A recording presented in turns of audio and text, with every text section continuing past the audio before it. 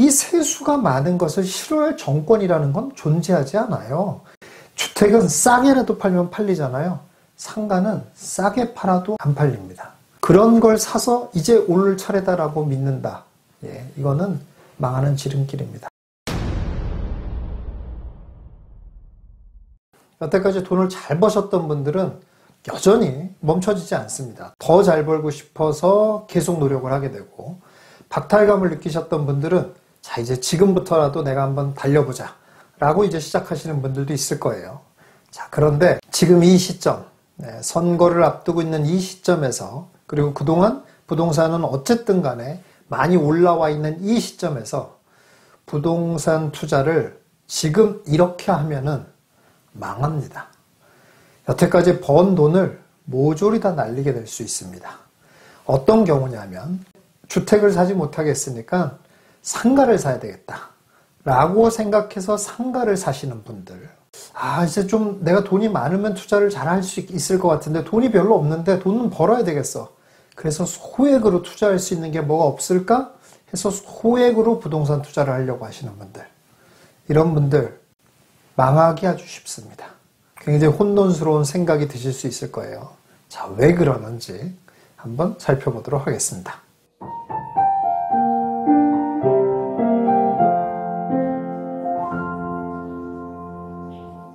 여권 후보가 당선이 되든 야권 후보가 당선이 되든 부동산 가격은 떨어질 가능성이 별로 없어 보입니다. 왜 그러냐면, 여러분 한번 생각해 보세요. 지금 이미 부동산 가격이 굉장히 많이 올라와 있지 않습니까? 그렇다면 부동산 가격이 많이 올라왔다는 건 정부 입장에서는 어떻습니까? 어찌되었든 간에 세수가 어마어마하게 늘어난 거죠. 여러분 그거 뭐 매스컴 통해서 다 알고 계시지 않습니까? 세수가 예상외로 많이 늘어나 버렸습니다. 그게 다 뭐 때문에 그렇습니까? 부동산 때문에 그렇습니다. 권력을 가진 사람 입장에서는 돈이 많으니까 그 돈 가지고 본인의 뜻을 펼치기가 굉장히 쉬울 거 아니겠습니까? 그러니 이 세수가 많은 것을 싫어할 정권이라는 건 존재하지 않아요. 보수든 진보든 이 싫어할 수가 없습니다. 절대로. 그렇기 때문에 부동산 가격을 일부러 많이 떨어뜨리려고 하는 것은 일어나지 않을 거다라는 얘기예요. 오히려 누가 되든지 간에 부동산 가격은 점점 상승할 가능성이 훨씬 더 높습니다. 왜냐? 역시 공급 때문에 그렇습니다. 공급을 빠른 시간 내에 만들어낼 수가 없는 상황이다 보니 가격은 오히려 규제를 하면 할수록 가격은 더 올라가게 돼 있고, 규제를 풀어준다고 하더라도 갑자기 공급이 늘어나는 게 아니기 때문에 부동산 가격은 올라간다라고 보셔야 될 것 같습니다. 자, 그런데 부동산 가격이 올라가는데도 불구하고 상가를 사는 거 망합니다. 아니, 상가 사가지고 잘 되는 사람들 너무 많던데 왜 상가 사면 망합니까? 상가 사면 망하는 이유가 뭐냐면은, 대부분의 사람은 상가를 접하는 게 어떻게 접합니까? 다 주택을 거쳐서 상가를 접합니다. 그러다 보니 어떤 현상이 벌어지냐면은 상가를 주택처럼 봅니다. 이렇게 보는 가장 대표적인 예가 뭐냐면은 상가를 호재 위주로 봐요. 예를 들어서 이런 거예요. 우리 주택 살 때 어떻습니까? 여기 나중에 뭐 전철이 개통이 되고 뭐가 되고 하면 굉장히 좋아질 거야. 상가를 그렇게 본다니까요. 됩니까 이게? 절대 안 됩니다. 이렇게 보면. 또 어떻게 보냐면은, 내가 그래도 상가를 공부했어 하는 마음으로 보는 분들은 또 어떤 줄 아십니까? 상가를 자리만 보고 결정해요. 자리라는 게 뭡니까? 무조건 부동산은 입지야 이러면서 뭐 코너, 1층 이런 거 사면 괜찮겠지 라고 생각하고 접근합니다. 이것도 망하는 길이에요. 왜 그러냐면, 자리가 좋다고 해서 절대 좋은 상가가 아닙니다. 왜냐? 자리 좋으면 뭐합니까? 비싼데. 누가 들어와서 장사합니까? 장사할 수가 없어요. 그런 계산을 하지 않고 자리가 좋으니까 될 거다라고 생각하면 망하는 겁니다. 수익률만 높게 나오면 덜컥 계약합니다. 아니, 상가라는 게 수익 보고 사는 건데 당연히 수익률 높으면 계약하는 거 아니에요? 라고 생각할 수 있지만 역시 아니죠. 수익률 높으면 뭐합니까? 점점 낮아진다든지 공실 떡하니 생기는 상가라든지 이러면 아무 의미가 없죠. 이런 것들을 보면서 골라야 되는 게 상가예요. 상가를 사면 망한다라고 얘기한 건 과장되게 말씀드린 겁니다.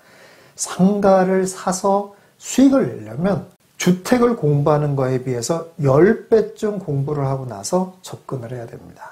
그런데 그렇게 공부하지 않고 주택에서 공부했던 습관이 있어서 그냥 요렇게 보고 하면 되는 거지 라고 생각을 한다는 거예요. 그래서 망한다는 거예요. 여러분, 상가는 그리고 한번 잘못 사지 않습니까? 그러면 정말 끝이에요. 주택은 싸게라도 팔면 팔리잖아요. 상가는 싸게 팔아도 안 팔립니다. 게다가 상가는 관리비를 계속 내야 돼요. 그러면 망하는 거 정말 시간 문제입니다. 그렇기 때문에 주택을 공부한 어설픈 실력 가지고 상가를 접근하려고 하지 말아야 된다. 그런 얘기입니다. 저는 소액 투자로 부동산을 접근하는 겁니다. 아니, 소액 투자로 부동산을 접근하는 것도 못한다면 어떻게 하란 말입니까? 라고 또 생각이 들죠. 예, 이것도 제가 좀 과장해서 얘기를 한 겁니다. 소액 투자라는 게 다 나쁘고 잘못되는 거 아니죠. 그런데 요새는 어떻습니까? 소액 투자를 할 게 잘 없어요. 그렇기 때문에 어떤 것들을 사람들이 많이 하냐면은 두 가지를 집중적으로 많이 해요. 하나는 뭐냐면은 여태까지 오르지 않은 것, 이거와 또 한 가지는 뭐냐면은 어떤 큰 호재가 있을지 모른다라고 하는 거, 이 두 가지에 집중적으로 많이 하거든요. 우선 여태까지 오르지 않은 것들, 전국에 여태까지 오르지 않은 것들이 어떤 거겠습니까? 지방 소도시에 있는 어떤 아파트라든지 뭐 전혀 관심이 없는 곳의 빌라라든지 이런 것들이 여태까지 오르지 않았습니다. 자, 그렇다면 이제 오를 차례일까요? 예, 아니라는 겁니다. 지금 같은 장에서도 오르지 않았다는 것은 실수요가 전혀 찾지 않는 거예요. 그런 걸 사서 이제 오를 차례다라고 믿는다. 예, 이거는 망하는 지름길입니다. 그러면 지금 같은 때는 어떤 게 오르냐? 그럼 다 안 오르냐? 아니라니까요. 지금 같은 데는 어떤 게 오르냐면 이미 올랐던 게 올라요. 두 번째는 호재가 있는 것. 대표적으로 뭡니까? 예, 지금 서울의 공공재개발, 뭐 신속통합기획, 뭐 이런 것들이죠. 예. 여러분, 이런 거 이제 미리 빌라 같은 거 미리 사놓고 일단 결정만 되면 대박 난다. 이렇게 하는 것이 요새 막 굉장한 유행처럼 지금 되고 있습니다. 그렇죠? 그래서 그냥 이번에 됐다라고 하고 막 좋아하고 막 이러는 분들 굉장히 많이 있어요.